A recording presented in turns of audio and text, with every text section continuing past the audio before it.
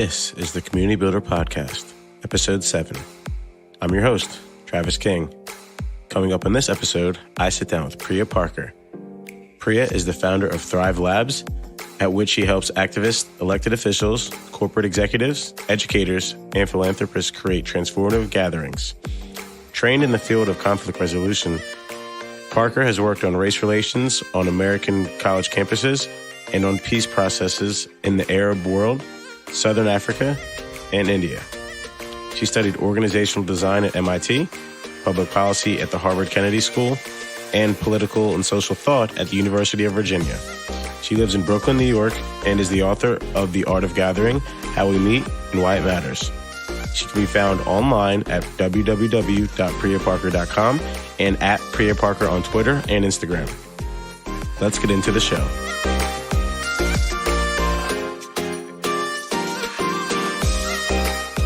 Welcome to the show, Priya. Thank you for having me. Super excited to have you on. And I just wanted to say your book was amazing and I've learned so much and I can't stop talking about it. Oh, thank you. Of course, you're welcome. So yeah, I guess if you wouldn't mind, letting everyone know kind of who Priya Parker is and kind of where your community journey started, if that's okay. I was born in Bulawayo, Zimbabwe. I have an anthropologist mother and a hydrologist father, and spent the first 6 years of my life. They would move every 6 months or a year from different fishing villages, first in Botswana, the Maldives, Indonesia, India, and then eventually to The Hague, and then eventually to the US. And I grew up with parents who deeply believed in community, ironically, but they believed in it theoretically. My mother is an anthropologist, and her life's work is participatory development.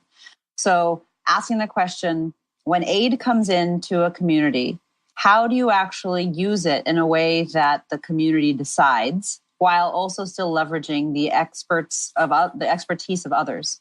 And so, ironically, I grew up in a way until the age of 9 where we were moving around all the time. But we were, and by we, I mean they, were building tools to help people all over the world own their own kind of context, power, reality, while basically strangers are coming in with a lot of money.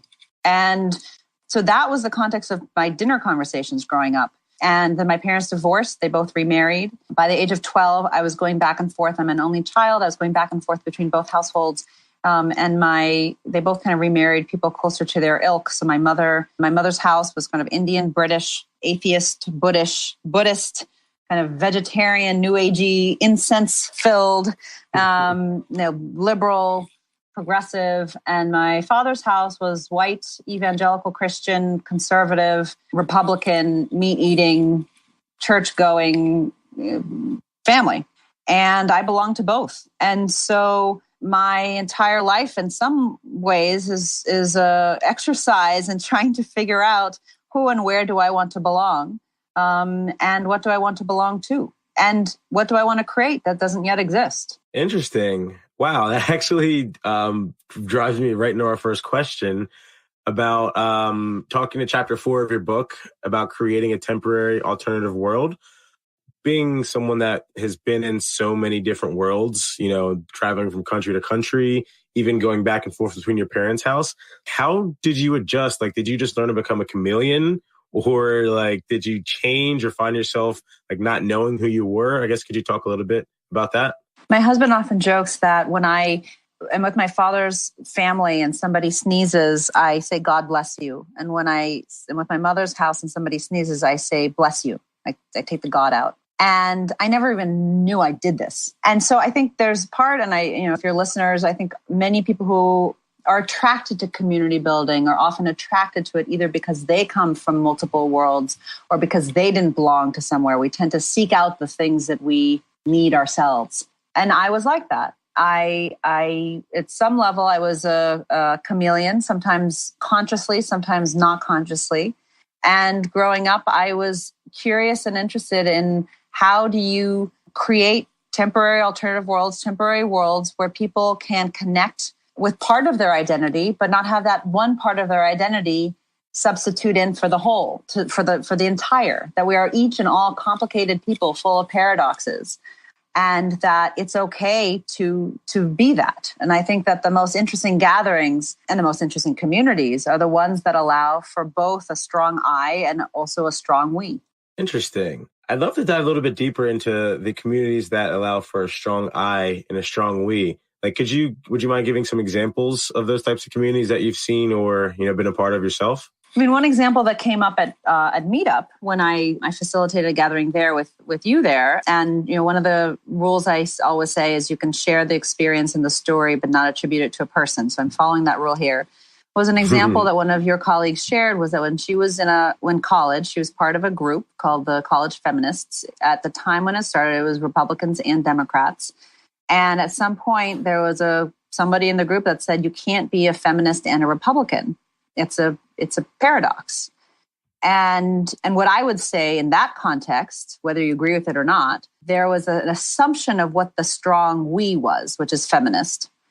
At some point, there was a difference in what people think the traits are or the set of beliefs are that belong to that we. In this case, it was Republican versus Democrat. In other cases in the country, it's are you pro-life? Can you be pro-life and a feminist? And for people who follow those conversations, these are very complicated and also very controversial conversations. And as she told the story, the group kind of fell apart. The college Republicans left. No one stood up for the other side. But interestingly, the entire group, if I remember her story correctly, dissolved. So in trying to have a strong we, they kicked out the strong I. But in losing that strong I, they also lost some of their heat and they ended up dissolving. I'm not saying that they shouldn't have necessarily kicked them out or argue about the categories, but the strongest groups are the ones. So if we were to riff here for a little bit and to say college feminists, what if they actually they created a gathering where they had people debate this out in the open and deeply kind of get into what does it mean to be a feminist? Does it mean to believe in equality? Does it mean to believe, or are you looking at outcomes? Are you a feminist that you believe in equal pay? What does it mean to be a feminist? Does it mean that you're pro-life or pro-choice? Or does it have nothing to do with values, that you can be equal, but you can have different beliefs about the death penalty? These are very complicated conversations. And all I'm saying is that the most powerful groups allow for the heat to happen inside, not outside. Yes, that's amazing. And I think in terms of good controversy, I think that's a great way to promote good controversy. Do you often find, I guess, when you're facilitating gatherings that good controversy tends to ruffle feathers?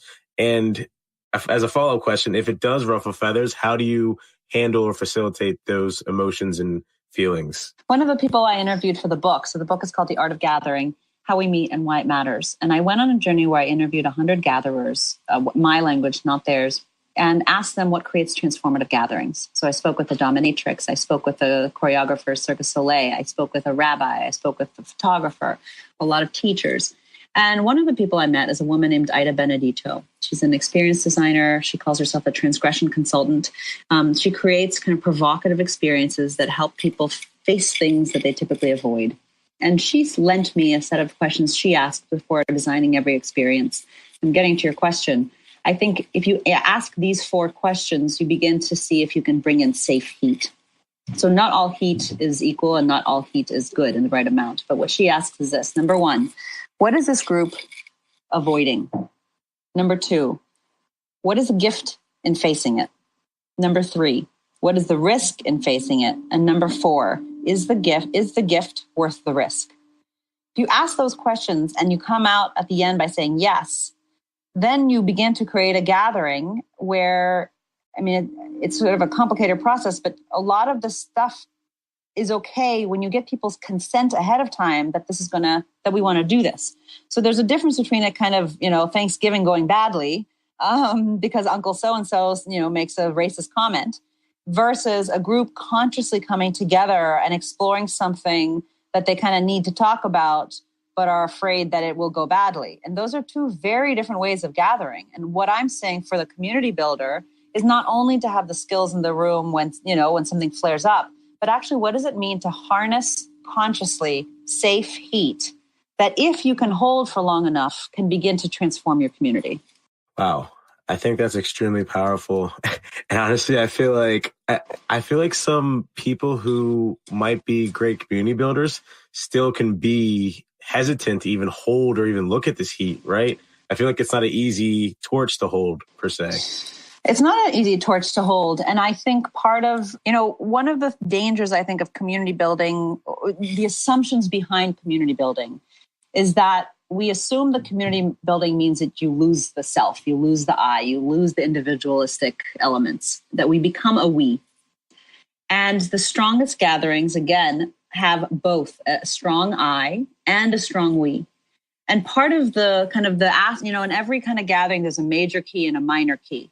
And I think one of the dangers of kind of the community building ethos or field or kind of the associations that come with it is that we only stay in the major key.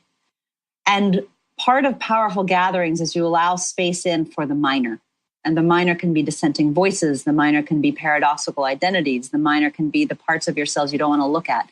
And you need to do it in ways that feel organic and authentic and are safely held and held by the people in the community that have the trust for it, and to do it, with deep consciousness.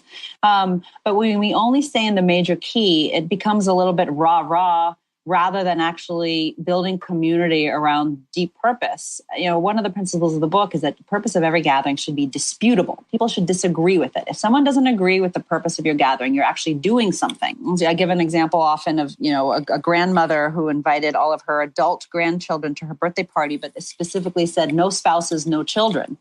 It was very controversial. And my friend, when he was one of the adult cousins, he came back and he said it was one of the most powerful, beautiful experiences he'd had in a long time, because she had fought for the space for him to bond with his cousins as an adult, which they hadn't done. They were just replicating their childhood patterns of being cousins. And similarly, communities become interesting when they become disputable.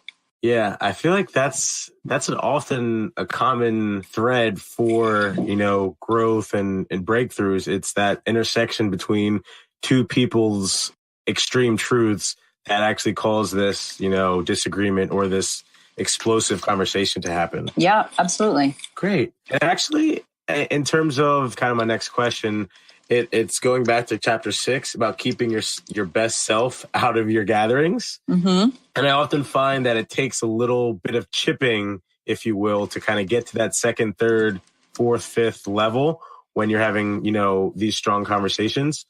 I guess what types of advice can you give to people to kind of help realize that, it's okay to be vulnerable in, this safe place? Like, how do you help people get there? Well, you have to make that true. It's not always vulnerable to be, it's not always safe to be vulnerable in a group. And so part of the vulnerability is to make sure that your purpose demands vulnerability. And if the purpose of your gathering doesn't need vulnerability, then don't do vulnerability for vulnerability's sake. So part of understanding why you're gathering, and I'm using, you're using the word community building, and my lens is gatherings in part because they're single events that you can kind of wrap your mind around and have a beginning, middle, and end to. And community gets built at gatherings, but they're kind of two separate concepts. And so similarly, when you're, I think in the air, there's this idea that vulnerability is good. Brene Brown's work has allowed us to kind of understand at a much more quantitative and qualitative and sociological way to understand why vulnerability builds trust and builds intimacy. So that said, the first is to ask what the purposes of your gathering, ask what the purposes of your community. And then the second is to design your gathering and design your community and the way you spend time together based on that purpose. So if vulnerability is helpful, then begin to frame and to ask people permission ahead of time. You can prime them in specific ways in the invitation. One of the gathering models that I've invented with a colleague is called 15 Toasts. And in it, the rules are you get together, you get 15 people, choose a theme that's related to the group. So it could be, we've done them all over the world, and we've done 15 Toasts to Rebellion, 15 Toasts to Borders, 15 Toasts to America, 15 Toasts to Faith. Somewhat controversial words in certain contexts, and purposely so. And the rules are, you, at the beginning of the night, the host kind of gets up and tells the rules. And they are, at some point in the night, we ask you to stand up, raise your glass, kind of ding it, and old school style, and give a toast to the theme. And the toast should be in the form of a story or an experience. And the only other rule is that the last person has to sing their toast. And that kind of like moves the night along. And one of the things we often say is like, we don't want to hear all of the great things that you've done. You're here because we think you're interesting. You're here because we think you're brilliant. Like to honor them and to let them know that they're okay, but to get their unbaked parts out and to do it in a way that allows people to see each other, but they kind of know that that's part of what's on tap as they go in. So when you kind of throw vulnerability in people's faces, it can actually backlash because it's like, well, who are you asking me to do this, right? So again, it works beautifully when it serves a purpose that people agree upon. Got it. No, that's amazing. I think that 15 toast is definitely a great one for people to have readily available to implement when needed. Awesome. I kind of also am curious when I'm talking with people that, have been building community. I love to hear about the successes, but I also love to hear about the failures and what they've learned from them. I guess, could you talk to a time that, that a failure potentially sets you up for future success and what you learned from it? In 2005, I think, I was the program director of the Sustained Dialogue Campus Network. And what that basically meant was that I traveled around from college campus to college campus, helping students start and administrators start a process called Sustained Dialogue. And it was a group-based process. That's my core training, my craft, that it comes from the field of conflict transformation. And the idea is that you can transform a conflict by transforming the relationships of the people who are in that conflict. So in 2005, I was the program director of the Sustained Dialogue Campus Network. And I, with colleagues, would go from college to college to speak with and train colleges, students, administrators that were interested in starting this process called Sustained Dialogue. And I went to a school that was interested. We were invited in, and it was a college, a university. And basically, long story short, we ran the exercise the way we had done at least other trainers had done in other schools. And the whole thing kind of exploded. We had to stop an exercise midway. Students walked out. Some were very, very angry. Some were screaming at us. Some were, it just went very, very, very badly. And this is literally like this is like our opening introduction meeting. It's not like we were in it and purposely trying to create heat. We were literally what I thought was, sharing a process. Needless to say, we did not start a program there. But it taught me, it was a failure, and it taught me a number of things. It taught me first, not to run an exercise, not to assume that an exercise will work because it worked in another context. Second, to know my audience and to understand the context that I'm walking into. And third, and I think we did this well, is we didn't try to then, once it was starting to fall apart, we didn't try to ram through the exercise and pretend that we didn't notice that it was falling apart. We named that it was falling apart. We paused it. And at least the rest of the conversation ended up being an interesting one where at least we learned what was going on. And we changed our approach moving forward. It was a very liberal, left-leaning school that was, it was the first time, and this is in 2005, that they were using, they were very conscious of the pronouns they were using, and they used the pronoun Z, which I'd never heard of before. Like, it was sort of like visiting the future. And one of the things that I realized was that different college campuses and different contexts have very different norms. And when you're walking in to talk about identity or race or language, that people are going to respond and react to the language that you're using. And so to be very, very clear and conscious about the word choice that it is that you're using in a context so that it's both hearable, but it's still true to what you are actually doing. Wow, that's impressive. That's impressive to share. And also, for those that don't know, what did the pronoun Z mean, if you don't mind me asking? At the time, I think it meant the equivalent of what's now used as they. So the way it was explained to me was a person identified as Z rather than she or he. I don't know if it was made up to that individual person or if it was a smaller trend that then hasn't spread. But it was the first time I was introduced to that language. Got it. No, thank you for that. I was definitely confused when I first heard that. Great. And I guess we're coming closer towards the latter half of the show. And one thing I also like to do is help you kind of relive some moments that you found very special. So if you could relive one moment in your life, which would you choose and why? I think probably my wedding. I think weddings, when they are intentionally done, is probably the excuse, except for your funeral, the excuse where the most people in your life will say yes to doing something that's annoying. And that annoying could be traveling to India, in our case, or that annoying could be like making a fool of yourself on stage, or that annoying could be like being in the heat for longer than you'd like. And to me, whether or not it was my wedding, was the fact that whenever you have an opportunity where people are willing to take risks for you because they love you, it's a beautiful thing. Yeah, I haven't yet gotten there yet, but I also spoke with another community builder, and his most memorable event was his wedding as well. So that definitely gave me some feelings there. I'm trying to think, is there, I guess also too, speaking of wedding, maybe touch on this with your book. And then I believe your husband wrote a book too, right? Mm-hmm. Or he's writing a book. Could you tell us a little bit about that? Yeah, I love this question. I would be very happy to. So my husband is coming out with an amazing book in 3 weeks. It's called Winners Take All, The Elite Charade of Changing the World.